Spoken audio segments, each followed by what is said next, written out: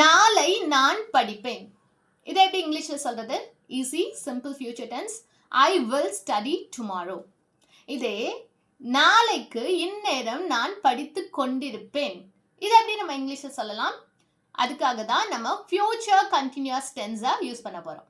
அதாவது ongoing actions in the future. ஃபியூச்சரில் நடக்கிற ஒரு ஆன்கோயிங் ஆக்ஷன்ஸை சொல்கிறதுக்காக தான் நம்ம ஃபியூச்சர் கண்டினியூஸ் டென்ஸ் யூஸ் பண்ணுவோம். இதை எப்படி யூஸ் பண்ணலாம் அப்படின்னா, ஃபியூச்சர்னால என்ன வரணும்? மாடல் ஆக்சிலரிஸ், 9 மாடல் ஆக்சிலரிஸில் ஏதாவது ஒன்று எடுத்துக்கிறோம். ஃபார் எக்ஸாம்பிள் இப்போ வில் எடுத்துக்கலாம். அதே மாதிரி இப்போ கண்டினியூஸ் டென்ஸ் அப்படின்னால என்ன வரணும்? ஐஎன்ஜி வரணும். வேர்ப் கூட ஐஎன்ஜி ஃபார்ம் வரணும். ஆனால் இப்போ ஆக்சிலரிஸ் வந்தால் நம்ம டைரெக்டாக அப்படியே ஐஎன்ஜியை சேர்க்க முடியாது. பி ஃபார்ம் ஆஃப் வேர்ப் தான் வரணும். அதுக்காக தான் நம்ம இப்போ என்ன சேர்க்க போகிறோம்னா, பி அப்படிங்கிற வேர்ப் யூஸ் பண்ண போகிறோம்.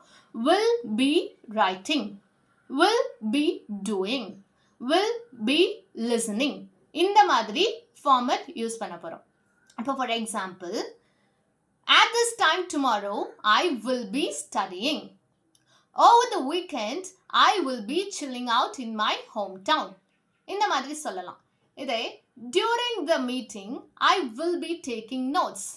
இந்த மாதிரி நம்ம சொல்லலாம். அதாவது இந்த டியூரிங் மீட்டிங் நடக்கும் பொழுது நான் நோட்ஸ் எடுத்து கொண்டிருப்பேன்.